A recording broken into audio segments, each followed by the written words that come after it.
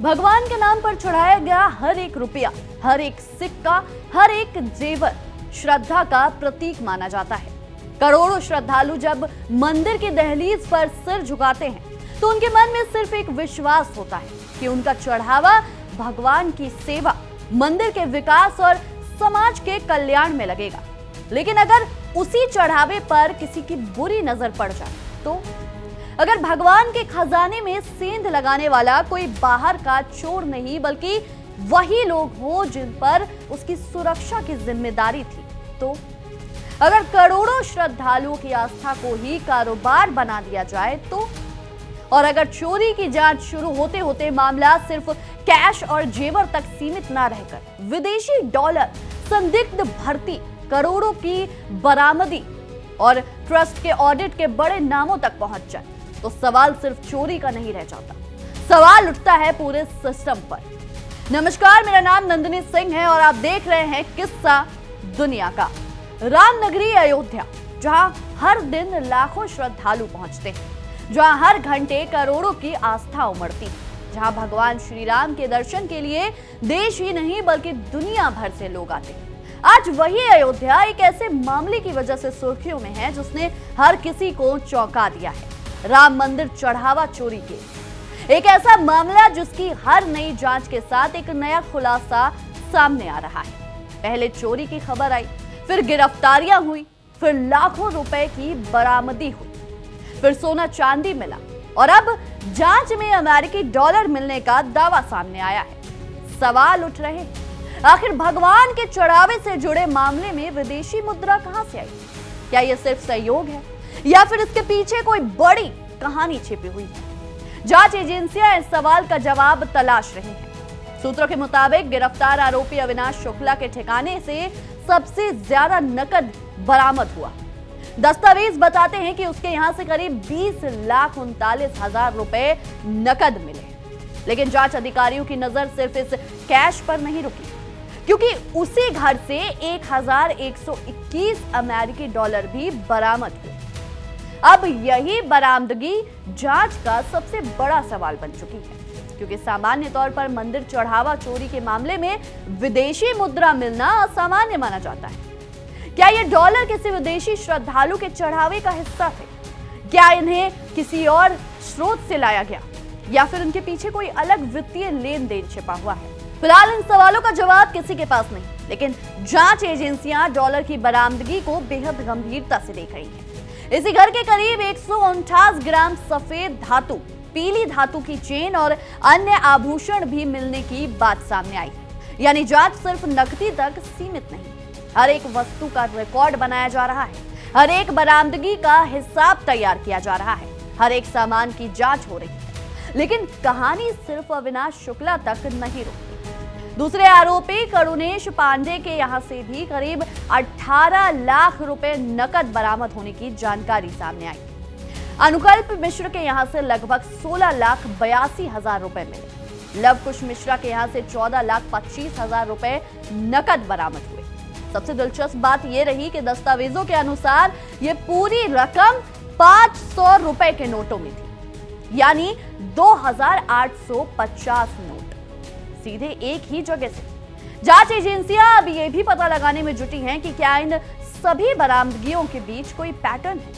क्या सभी आरोपियों के पास एक जैसी रकम अलग अलग हिस्सों में रखी गई थी या फिर यह सिर्फ एक संयोग है? रामाशंकर मिश्रा के यहां से भी 7 लाख से ज्यादा की नकदी मिली है। साथ ही चांदी के सिक्के और आभूषण भी बरामद किए गए। मनीष यादव के यहां से 2 लाख रुपए मिले। रामशंकर यादव उर्फ टिंकू के हॉस्टल के कमरे से भी 1 लाख रुपए नकद बरामद होने का दावा किया गया। अब सवाल यह उठता है कि आखिर इतनी बड़ी मात्रा में नकदी अलग अलग लोगों के पास कैसे पहुंची? क्या ये सब सिर्फ एक व्यक्तिगत बचत थी या फिर इसके पीछे कोई संगठित नेटवर्क काम कर रहा था? इसी सवाल का जवाब तलाशने के लिए एसआईटी या पूरे नेटवर्क की कड़ियां जोड़ रही है। सूत्र बताते हैं कि शुरुआती जांच में जो तथ्य सामने आए हैं उन्होंने जांच की दिशा पूरी तरह बदल दी। पहले मामला सिर्फ चोरी का था, अब मामला वित्तीय अनियमितताओं तक पहुंच चुका है और यही वजह है कि एसआईटी ने पिछले 5 वर्षों के ऑडिट रिकॉर्ड की भी जांच करने का फैसला किया है। जांच एजेंसियां ये देखना चाहती हैं कि आखिर ऑडिट के दौरान क्या क्या दर्ज किया गया, किन बातों पर सवाल नहीं उठे और क्या कहीं ऐसी खामियां थी जिन्हें नजरअंदाज कर दिया गया।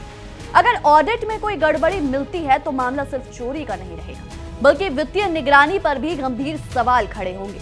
सूत्रों के मुताबिक एसआईटी अब ट्रस्ट के वित्तीय लेन देन की परत दर परत जांच करेगी। दान कैसे आया, गिना कैसे गया, रिकॉर्ड कैसे बना, बैंक तक कैसे पहुंचा और आखिर रास्ते में कहां-कहां सिस्टम कमजोर पड़ा, इन सभी सवालों के जवाब तलाशने जा रहे हैं। इस बीच जांच के दौरान एक और चौंकाने वाली चीज सामने आई है। अविनाश शुक्ला के कमरे से एक संदूक मिला जिस पर लिखा था राम राज्य कोष। इस संदूक पर एक क्यूआर कोड भी लगा हुआ था। अब जांच एजेंसियां ये पता लगाने में जुटी हैं कि इस क्यूआर कोड के जरिए किस खाते में पैसा जाता था, कौन इस रकम का संचालन करता था, क्या इसका मंदिर चढ़ावा मामले में कोई संबंध था या फिर ये पूरी तरह अलग व्यवस्था थी। फिलहाल जांच जारी है, लेकिन इतना जरूर है कि हर नई बरामदगी, हर नया दस्तावेज और हर नई जानकारी इस मामले को पहले से कहीं ज्यादा संवेदनशील बना रही है। उधर एसआईटी की जांच के समांतर पुलिस आरोपियों के पैतृक गांवों तक पहुंच चुकी है। परिजनों से पूछताछ हो रही है, बैंक रिकॉर्ड खंगाले जा रहे हैं, मोबाइल डेटा की जांच की जा रही है, डिजिटल ट्रांजैक्शन देखे जा रहे हैं और अब जांच सिर्फ इस सवाल तक सीमित नहीं है कि चोरी किसने की, बल्कि इस सवाल तक पहुंच चुकी है कि क्या इसके पीछे पूरा नेटवर्क काम कर रहा था। लेकिन जांच यही नहीं रुकी। जैसे जैसे एसआईटी आरोपियों से पूछताछ करती गई, वैसे वैसे इस पूरे मामले की तस्वीर बदलती गई। शुरुआत में मामला सिर्फ चढ़ावे की कथित चोरी तक सीमित था, लेकिन अब जांच ऐसे मोड़ पर पहुंच चुकी है जहां सवाल सिर्फ पैसों के गायब होने का नहीं, बल्कि पूरी भर्ती प्रक्रिया की पारदर्शिता पर उठने लगा है। सूत्रों के मुताबिक पूछताछ के दौरान गिरफ्तार आरोपी अविनाश शुक्ला से कई अहम जानकारियां मिली। इन्हें इनपुट्स के आधार पर जांच एजेंसियां अब एक नया बिल्कुल एंगल खोल रही हैं। आरोप है कि राम मंदिर प्रतिष्ठान में हुई कुछ नियुक्तियां भी जांच के दायरे में आ गई हैं। यानी अब सवाल सिर्फ इतना नहीं है कि चढ़ावे के पैसे कहां गए, बल्कि ये भी है कि कहीं नौकरी देने के नाम पर भी खेल तो नहीं हुआ। सूत्रों का दावा है कि करीब 125 कर्मचारियों की भर्ती की प्रक्रिया की जांच शुरू कर दी गई है। पुलिस अब एक नियुक्ति को खंगाल रही है, नियुक्ति पत्र देखे जा रहे हैं, सेवा रिकॉर्ड की जांच हो रही है, बैंक खातों की पड़ताल की जा रही है और ये समझने की कोशिश की जा रही है कि क्या भर्ती प्रक्रिया पूरी तरह नियमों के मुताबिक हुई थी या कहीं किसी स्तर पर पैसों का लेन देन हुआ। ध्यान देने वाली बात यह है, आपको बताएं कि फिलहाल ये आरोप जांच के दायरे में। अभी तक किसी भी व्यक्ति के खिलाफ इस मामले में अदालत द्वारा कोई दोष सिद्ध नहीं हुआ। जांच जारी है और अंतिम निष्कर्ष एसआईटी की रिपोर्ट तथा आगे की कानूनी प्रक्रिया के बाद ही सामने आएगा। लेकिन सूत्रों के मुताबिक पूछताछ में एक ट्रस्ट सदस्य का नाम बार बार सामने आया है। इसी वजह से अब जांच एजेंसियां उस भूमि की भी पड़ताल कर रही है। यह देखा जा रहा है कि क्या नियुक्तियों को मंजूरी देने की प्रक्रिया में किसी स्तर पर अनियमितता हुई थी या नहीं। यहीं से ये पूरा मामला जो है वो और ज्यादा संवेदनशील हो जाता है, क्योंकि अगर भर्ती प्रक्रिया में किसी भी तरह की वित्तीय गड़बड़ी साबित होती है तो ये सिर्फ चोरी का मामला नहीं रहेगा, बल्कि संस्थागत व्यवस्था पर भी गंभीर सवाल खड़े करेगा। सूत्र बताते हैं कि पुलिस अब उन लोगों की सूची तैयार कर चुकी है जिन्हें मंदिर प्रतिष्ठान में नियुक्त किया गया।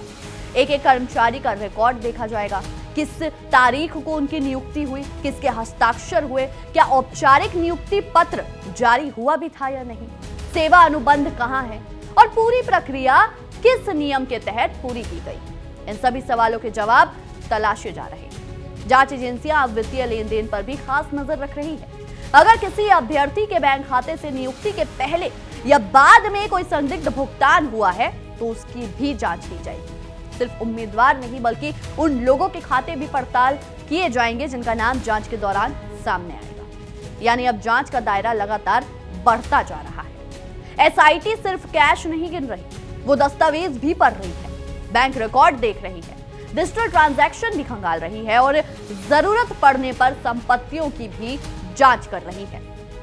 आपको बताएं, सूत्रों का कहना है कि जिस ट्रस्ट सदस्य का नाम पूछताछ के दौरान सामने आया उससे जुड़े संपत्ति रिकॉर्ड भी जांच के दायरे में लाए जाएंगे। यह देखा जाएगा कि ट्रस्ट से जुड़ने के बाद उनकी संपत्तियों में कोई असामान्य वृद्धि तो नहीं हुई। हालांकि इस संबंध में अभी तक कोई आधिकारिक निष्कर्ष सामने नहीं आया है और जो जांच है वो लगातार जारी है। इधर चढ़ावा चोरी मामले में गिरफ्तार अनुकल्प मिश्रा और लवकुश मिश्रा जो फिलहाल न्यायिक हिरासत में हैं, उनसे भी भर्ती प्रक्रिया को लेकर पूछताछ की जा सकती है। पुलिस ये जानने की कोशिश कर रही है कि क्या इन दोनों की नियुक्तियों में या अन्य कर्मचारियों की भर्ती में कोई भूमिका थी।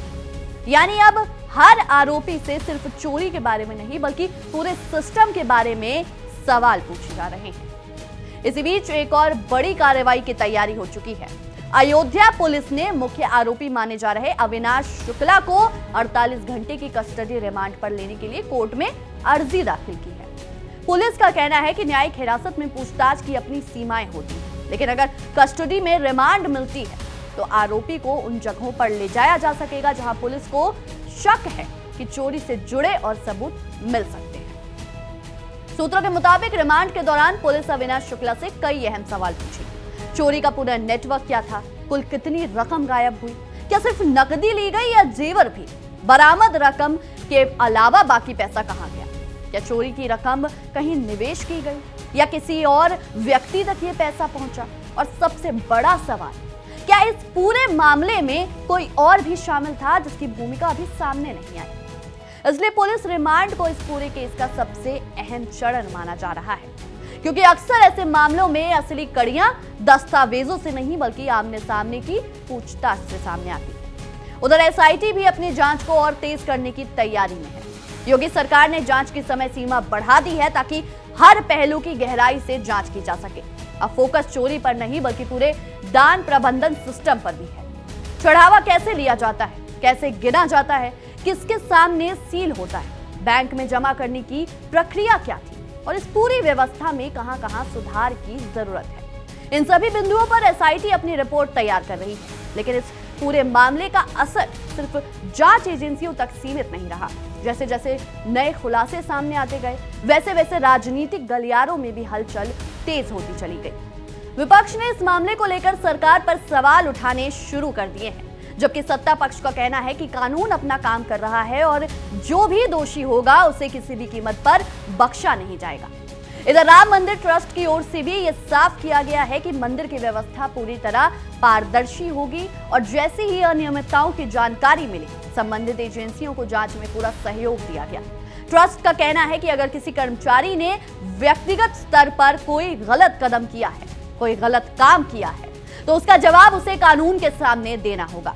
किसी भी तरह की अनियमितता को छिपाने की कोशिश नहीं की जाएगी। लेकिन सवाल सिर्फ कानूनी कार्रवाई का नहीं है, सवाल उन करोड़ों श्रद्धालुओं की भावनाओं का भी है। हर दिन देश के अलग अलग राज्यों से हजारों परिवार अयोध्या पहुंचते हैं। कोई अपनी पहली कमाई भगवान के चरणों में अर्पित करता है, कोई अपने बच्चे के जन्म की खुशी में दान करता है, कोई बीमारी से ठीक होने के बाद धन्यवाद स्वरूप चढ़ावा चढ़ाता है, तो कोई वर्षों की मनोकामना पूरी होने पर सोना चांदी अर्पित करता है। यानी मंदिर में रखा हर रुपया केवल मुद्रा नहीं होता, वो किसी की आस्था, विश्वास और भावनाओं का प्रतीक होता है। इसलिए जब चढ़ावे में कथित गड़बड़ी की खबर सामने आती है तो लोगों की प्रतिक्रिया भी स्वाभाविक रूप से भावनात्मक हो जाती है। जांच एजेंसियां भी इसी वजह से बेहद सतर्कता के साथ आगे बढ़ रही हैं। उनका उद्देश्य सिर्फ आरोपियों को गिरफ्तार करना नहीं बल्कि ये सुनिश्चित करना भी है कि भविष्य में ऐसी घटनाओं की कोई संभावना बिल्कुल ना रहे। सूत्रों के अनुसार आपको बताएं, अब मंदिर परिसर में दान प्रबंधन प्रणाली की भी व्यापक समीक्षा की जा रही है। ये देखा जा रहा है कि क्या मौजूदा व्यवस्था में तकनीकी बदलाव की जरूरत है या नहीं। क्या दान पेटियों की निगरानी और मजबूत की जानी चाहिए? क्या हर चरण की डिजिटल रिकॉर्डिंग अनिवार्य हो? क्या नकदी की गिनती की प्रक्रिया पूरी तरह ऑटोमेटेड हो? क्या अधिक सीसीटीवी कैमरे लगाए जाएं? और क्या अलग अलग स्तर पर जिम्मेदारी तय की जाए? यानी ये मामला अब सिर्फ एक आपराधिक जांच नहीं रह गया, ये मंदिरों में वित्तीय पारदर्शिता का भी एक बड़ा उदाहरण बन सकता है। इसी बीच गिरफ्तार आरोपियों के परिवारों की ओर से भी अलग अलग दावे सामने आए हैं।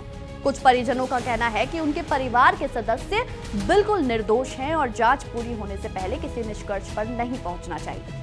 वहीं दूसरी ओर जांच एजेंसियों का कहना है कि उनके पास बरामदगी, दस्तावेज और पूछताछ से जुड़े कई महत्वपूर्ण तथ्य हैं, जिनके आधार पर कार्रवाई आगे बढ़ाई जा रही है। यानी एक तरफ आरोप है तो दूसरी तरफ बचाव, और इनके बीच सच की तलाश में जांच लगातार जारी है। अब सबसे बड़ा सवाल यही है, क्या यह पूरा मामला कुछ कर्मचारियों तक ही सीमित था या फिर जांच में कोई ऐसा बड़ा नेटवर्क सामने आएगा जिसकी अभी किसी ने कल्पना भी नहीं की। क्या बरामद नकदी की पूरी कहानी है और अभी ये जो भी बरामदगियां हैं और भी हो सकती हैं? क्या अमेरिकी डॉलर की बरामदगी केवल संयोग है या इसके पीछे कोई साजिश है या इसके पीछे कोई अलग आर्थिक कड़ी छिपी हुई है? क्या भर्ती प्रक्रिया में लगे आरोपों को जांच में कोई आधार मिलेगा या केवल पूछताछ के दौरान सामने आए दावे साबित होंगे? इन सभी सवालों के जवाब अभी भविष्य के गर्भ में है। लेकिन इतना तय है दोस्तों कि ये मामला अब सब सिर्फ सामान्य चोरी का मामला नहीं माना जा रहा। एसआईटी, पुलिस और संबंधित एजेंसियां हर पहलू की अलग अलग जांच कर रही हैं। बैंक रिकॉर्ड, डिजिटल ट्रांजैक्शन, जैसा कि मैंने आपको बताया, संपत्ति का विवरण, नियुक्ति प्रक्रिया, ऑडिट रिपोर्ट और बरामद सामान, सब कुछ जांच के दायरे में। कानूनी विशेषज्ञ भी मानते हैं कि ऐसे मामलों में जल्दबाजी में निष्कर्ष निकालना उचित नहीं होगा। जांच पूरी होगी, चार्जशीट दाखिल होगी, अदालत में सबूत पेश किए जाएंगे और उसके बाद ही तय होगा कि कौन दोषी है और कौन नहीं। लेकिन इस पूरे घटनाक्रम ने एक बात जरूर साबित कर दी है, आस्था जितनी बड़ी होती है उसकी जिम्मेदारी भी उतनी ही बड़ी होती है। मंदिर केवल पूजा का स्थान नहीं होता, वो करोड़ों लोगों के विश्वास का केंद्र होता है। इसलिए वहां आने वाला हर दान, हर चढ़ावा और हर व्यवस्था पूरी पारदर्शिता के साथ संचालित हो, ये केवल प्रशासन की जिम्मेदारी नहीं बल्कि समाज की भी जिम्मेदारी और अपेक्षा है। फिलहाल पूरे देश की नजर इस जांच पर टिकी हुई है। लोग इंतजार कर रहे हैं कि एसआईटी की अंतिम रिपोर्ट क्या होगी। क्या बरामद नकदी और जेवर इस कहानी का अंत है या फिर अभी और भी बड़े खुलासे होने बाकी हैं? क्योंकि राम मंदिर चढ़ावा चोरी का यह मामला हर गुजरते दिन के साथ नए सवाल खड़े कर रहा है और उन सवालों के जवाब अब सिर्फ जांच एजेंसियों के पास है। जब तक अंतिम रिपोर्ट सामने नहीं आती तब तक हर दावा, हर आरोप और हर खुलासा जांच की कसौटी पर परखा जाएगा। और यही वजह है कि अयोध्या से निकली ये कहानी अब सिर्फ एक शहर या एक मंदिर की कहानी नहीं रह गई है, बल्कि ये पूरे देश के लिए पारदर्शिता, जवाबदेही और आस्था की परीक्षा बन चुकी है। फिलहाल जांच जारी है, सच की तलाश जारी है और पूरे देश की निगाहें अब उस दिन पर टिकी हैं जब इस मामले की हर परत पूरी तरह खुलकर सामने आएगी। बहरहाल हमारी आज की इस विशेष रिपोर्ट में इतना ही। आपके इस विषय में क्या कुछ राय है, क्या कुछ सोचते हैं, हमें कमेंट सेक्शन में जरूर बताएं। तब तक के लिए देखते रहिए इंडिया डेली 24/7 और हमारा खास शो किस्सा दुनिया का। देखिए इंडिया डेली 24/7 अब आपके स्मार्ट टीवी पर। इंडिया डेली मौजूद है सभी डिजिटल प्लेटफॉर्म पर लाइव और लगातार। इंडिया डेली 24/7 हर दिन राष्ट्र को समर्पित।